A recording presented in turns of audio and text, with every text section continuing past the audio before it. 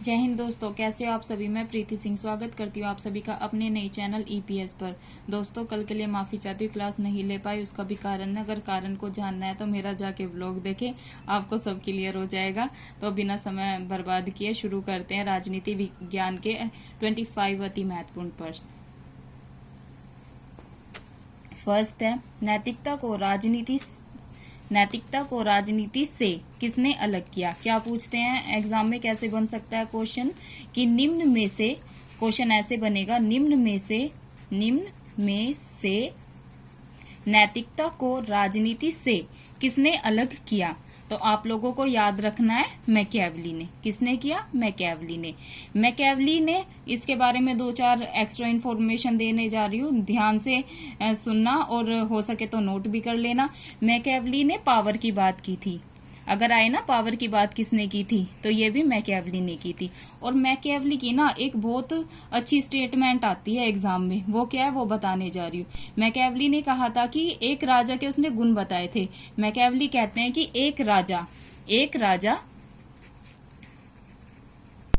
मतलब एक राजा में शेर की तरह बहादुरी होनी चाहिए। शेर की तरह बहादुरी होनी चाहिए। और लोमड़ी की तरह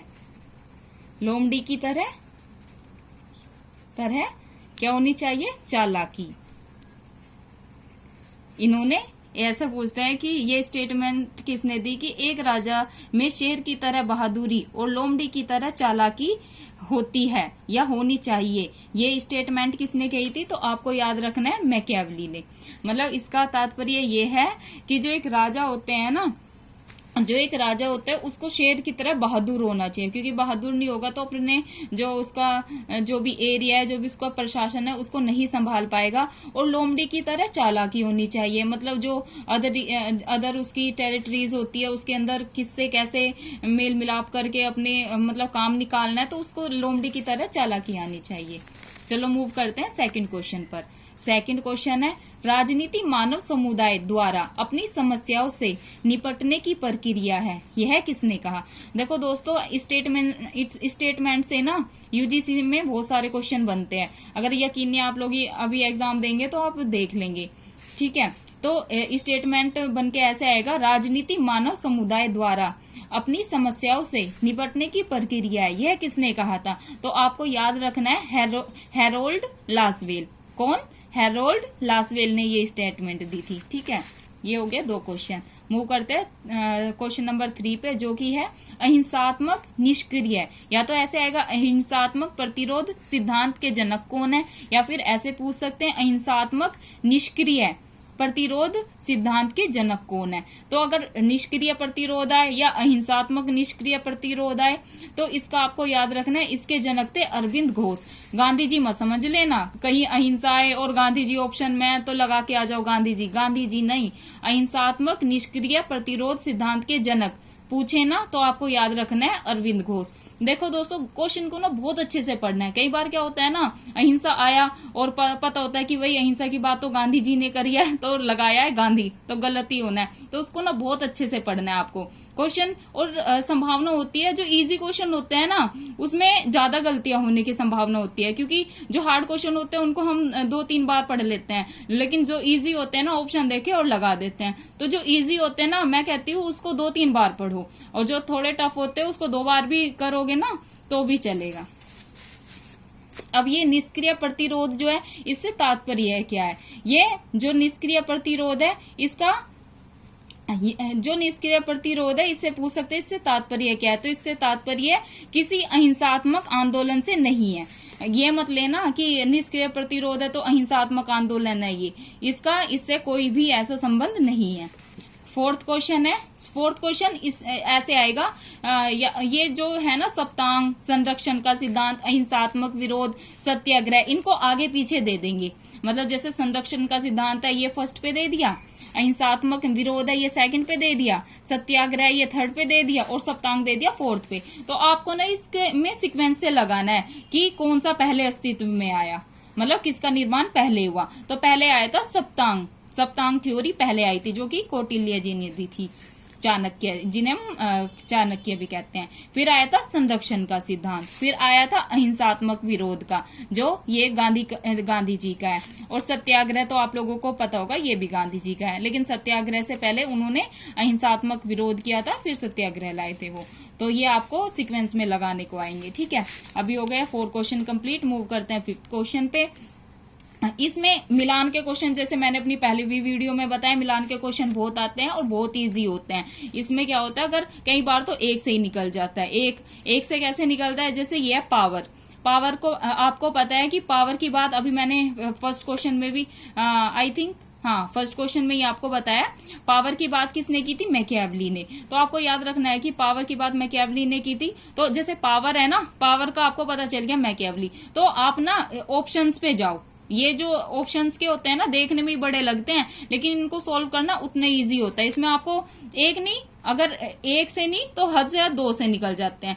अभी पहले से ही देखते हैं। पावर की बात जैसे मैकियावेली ने की, तो आओ मैंने ये लिखे हैं अपने तरीके से, ऑप्शन बनाए हैं, देखते हैं। तो पावर मैकियावेली, हमने ए का थर्ड देखा, मतलब ए हमारा थर्ड से मैच कर रहा है। तो यहाँ पर देखते हैं ए थर्ड, जैसे ए थर्ड यहाँ पर है, ये ए का फर्स्ट ये नहीं है, हमें पता है ए का थर्ड है। ए का सेकंड ये नहीं होगा, तो इन दोनों को काट दो। ए का फोर्थ ये भी नहीं होगा। कई बार ना एक से ही निकल जाता है, तो आपको ये मिला के देख लेना है। जिसका पता है ना उसका पहले मैच करो, आंसर ना इजिली निकल जाएगा। तो ए का थर्ड मिल गया हमें। पावर की बात मैकियावेली ने की थी। बाकी भी देख लेते हैं। मूल्यों का बाध्यकारी विवरण किसने दिया था, ईस्टर्न ने।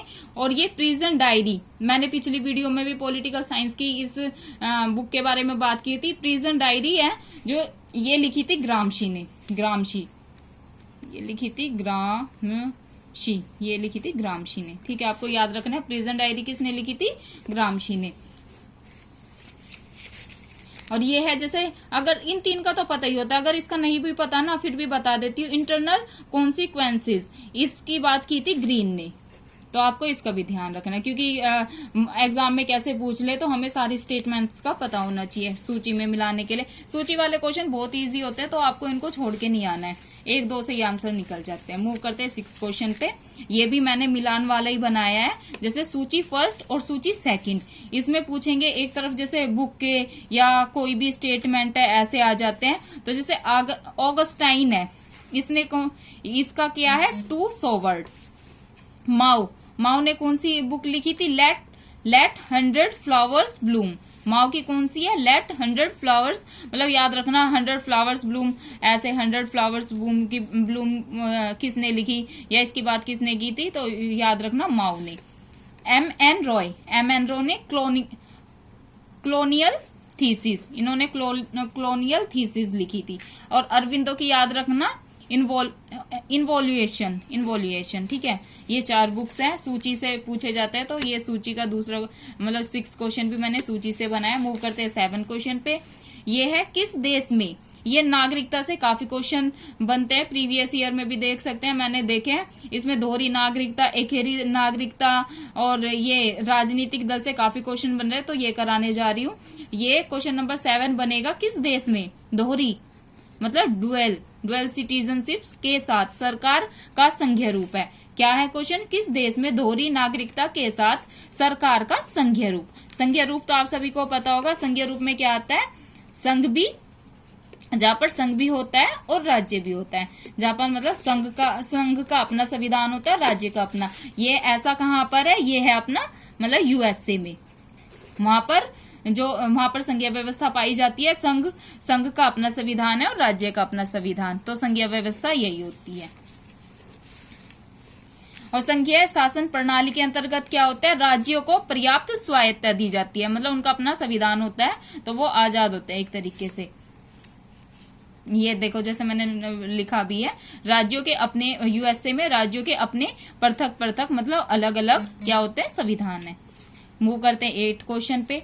कार्ल ड्यूस संचार, ऐसे पूछेंगे, कार्ल ड्यूस संचार सिद्धांत के 4 संख्यात्मक कारक कारक दे देंगे आपको और इसका आपको सही कालक्रम लगाना है। ये प्रीवियस ईयर में काफी बार क्वेश्चन पूछा गया है और प्रीवियस ईयर के ना क्वेश्चन रिपीट होते हैं, इसलिए मैं आपको करा रही हूँ। ये मैंने काफी प्रीवियस ईयर में देखा है और मुझे लगता है कि आ सकता है, क्या जा रहा है, कर लेते हैं, आगे तो ठीक है, इतना बड़ा तो है नहीं ये।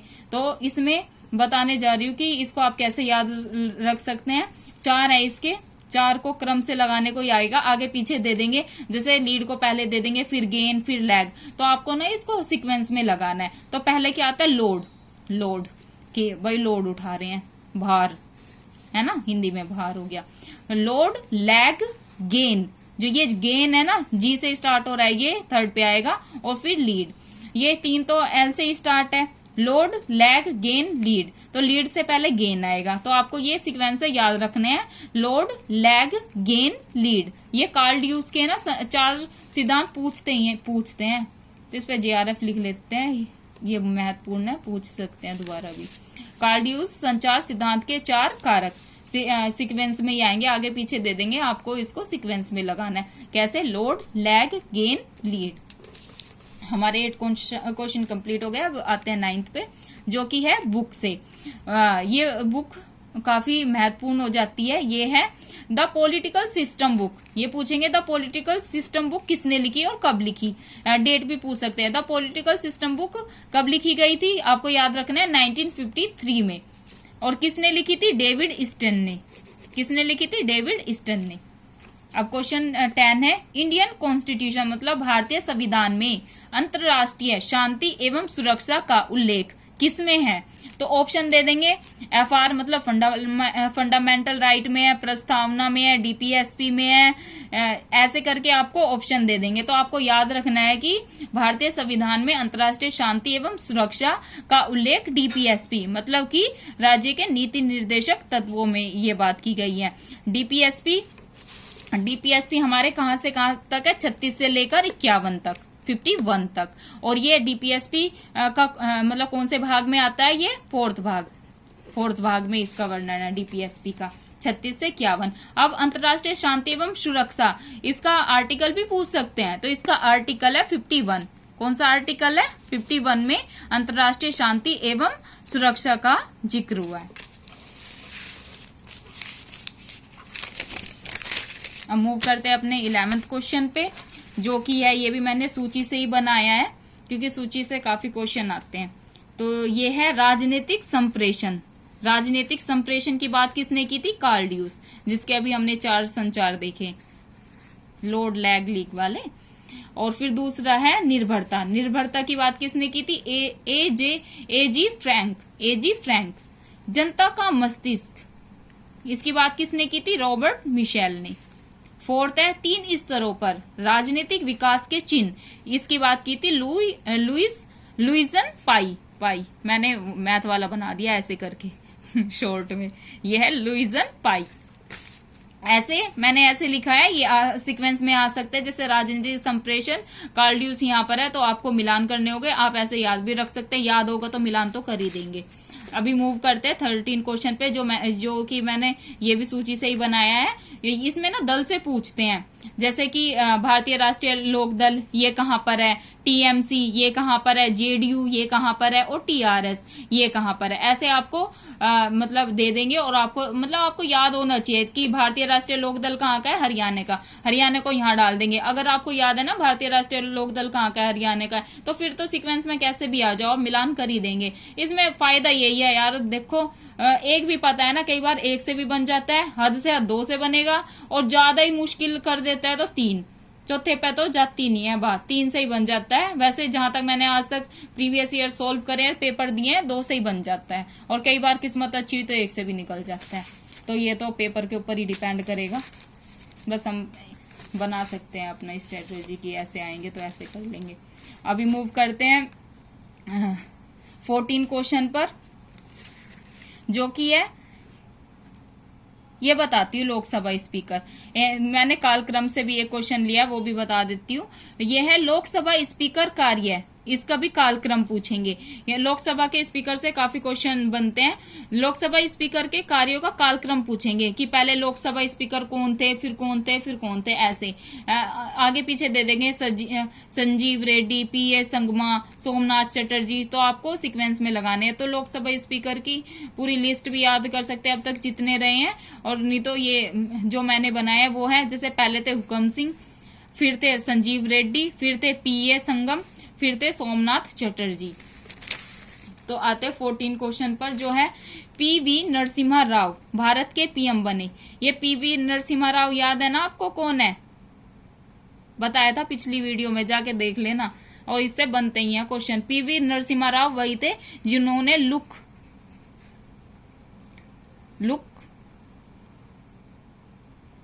ईस्ट, जो कि लुक ईस्ट पॉलिसी लेकर आए थे, जो अब एक्ट ईस्ट पॉलिसी में कन्वर्ट हो चुकी है। ठीक है, ये वही है। पीवी नरसिम्हा राव लाए थे ये लुक ईस्ट पॉलिसी, अब एक्ट ईस्ट पॉलिसी हो गई है। ये भारत के पीएम कब बने थे? 1991 में। 1991 में एक चीज और बता देती हूँ क्या हुआ था। सोवियत संघ का विघटन हुआ था। सोवियत संघ का विघटन। और फिर क्या हुआ था? यूएसए पावरफुल बन गया था। आज भी है। मूव करते हैं 15 क्वेश्चन पर। ऐसे पूछेंगे, बाबरी मस्जिद गिराई गई थी। बाबरी मस्जिद कब गिराई गई थी? 1992 में। और ये पीएम से काफी पूछे गए हैं। तो देवगौड़ा जी है जो ये पीएम कब बने थे? 1996 में। डेट ऑफ बर्थ का तो मैंने पहली वीडियो में भी आपको 2-3 में बताया कि कैसे याद रख सकते हैं। किसी की भी, अपनी सिस्टर की, अपने फादर की, अपने कलीग्स की, अपने फ्रेंड के डेट ऑफ बर्थ से याद रख सकते हैं आप। तो जैसे देवगौड़ा पीएम बने, कोई आपका फ्रेंड होगा जिसकी 1996 डेट ऑफ बर्थ होगी कि भाई उसकी डेट ऑफ बर्थ ये है, चलो देवगौड़ा पीएम उस टाइम पे बने थे, तो ऐसे याद रखना। क्वेश्चन नंबर 17 है, नेहरू जी ने चीन से पंचशील समझौते पर साइन कब किए थे? 1954 में। पंचशील समझौता किन किन के बीच में हुआ था? नेहरू जी के और चीन के बीच। कब हुआ था? 1954 में। पूछ सकते हैं पंचशील समझौता किन किन के बीच में हुआ? तो चीन और भारत के बीच में हुआ था, मतलब नेहरू जी और चीन के बीच में हुआ था। और इस पर हस्ताक्षर कब किए थे? 1954 में। पंचशील से काफी क्वेश्चन पूछे गए हैं और पूछे जाते हैं हर साल, इस बार भी पूछा जाएगा, तो पंचशील को अच्छे से कर लेना। मूव करते हैं 18 क्वेश्चन पर। 18 क्वेश्चन है, किस देश में सरकार की एकात्मक प्रणाली नहीं है? क्या है क्वेश्चन? किस देश में? ऐसे पूछेंगे निम्न में से किस देश में, तो आपको निम्न विम्न नहीं देखना है, जाके सीधा की पॉइंट पे आना है कि भाई एकात्मक प्रणाली की बात करी गई है और नहीं, जो ये है, यह होता है, सही है, नहीं है, तो इस पे ज्यादा ध्यान देना। नहीं पूछा है ना, तो आपको याद रखना है कि ऑस्ट्रेलिया, एकात्मक प्रणाली कहाँ नहीं है? ऑस्ट्रेलिया में नहीं है। और अब मैंने इसमें एक और क्वेश्चन ऐड करा है, वो है, अब नहीं तो हमें पता चल गया कि ऑस्ट्रेलिया में नहीं है, ऑप्शन देंगे 3-4, जैसे फ्रांस, जापान, चीन, ऑस्ट्रेलिया, इनमें से किसमें एकात्मक प्रणाली नहीं है? तो याद रखना है कि ऑस्ट्रेलिया में नहीं है। अब है किसमें एकात्मक प्रणाली? किसमें है? तो आपको याद रखना है फ्रांस में, जापान में और चीन में। यहाँ पर क्या है? एकात्मक शासन प्रणाली है। 18 क्वेश्चन कंप्लीट हो गए। मूव करते हैं 19 क्वेश्चन पर, जो कि है संघीय सरकार की सबसे आवश्यक विशेषता है। संघीय सरकार मैंने आपको बताया ना, जहां पर केंद्र और राज्य होते हैं। संघीय सरकार की सबसे आवश्यक विशेषताएं हैं। इसमें क्या, इसकी विशेषताएं सबसे महत्वपूर्ण कौन सी है? संघीय प्लस राज्य सरकारों के बीच की शक्तियों का विभाजन। संघीय सरकार में क्या होता है? स्टेट मतलब केंद्र सरकार और राज्य सरकार में शक्तियों का विभाजन हो जाता है, इसी को संघीय सरकार बोलते हैं।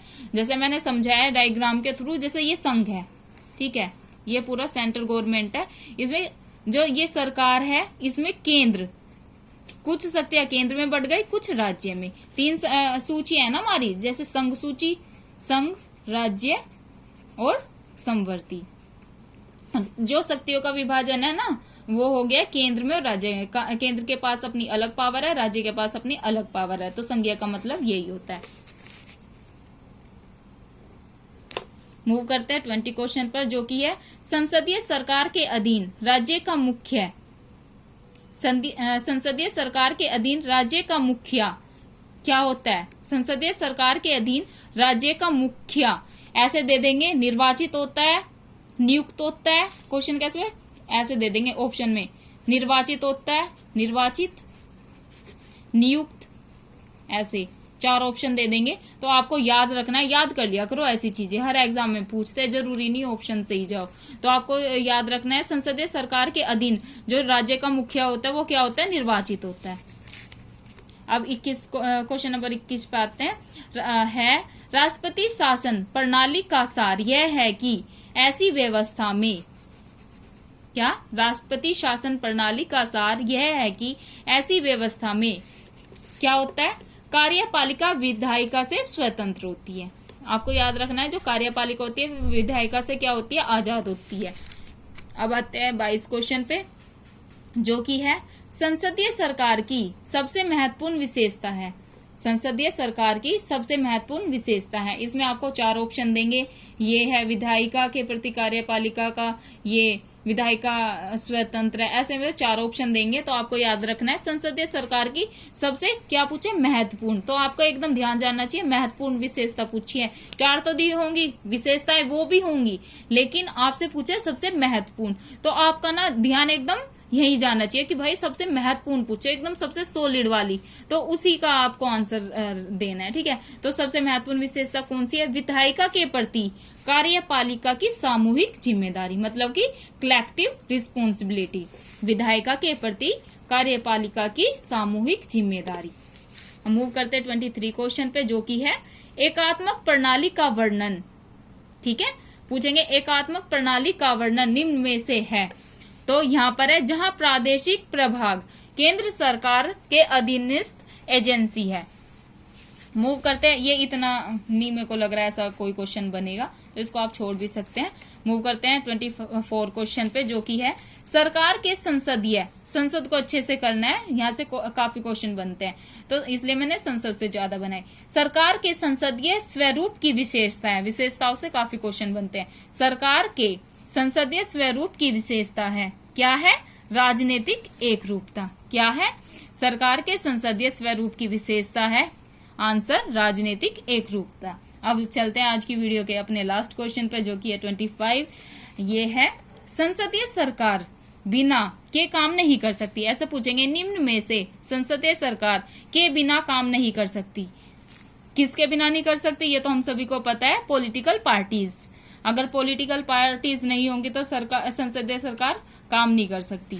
तो इंग्लिश में parliamentary government can not operate without, मतलब जो पार्लियामेंट गवर्नमेंट है वो उसके किसके बिना ऑपरेट नहीं कर सकती? पॉलिटिकल पार्टीज के। तो दोस्तों आज के ये 25 क्वेश्चन हुए हमारे राजनीति विज्ञान के कंप्लीट। इनको आप अच्छे से देखो, ये मतलब आधे घंटे की वीडियो हमारी जाएगी, इसको आप स्पीड में भी देख सकते हैं। पहले अच्छे से समझ लो, थोड़ा 1.2 या 1.5 पे की स्पीड पे, फिर 2 पॉइंट पे भी आप सुन के अपने नोट्स भी बना सकते हो। और अगर आप कमेंट करेंगे तो मैं अपने नोट्स आपको शेयर भी कर दूंगी। चलो दोस्तों आज के लिए इतना ही। जय हिंद, जय भारत।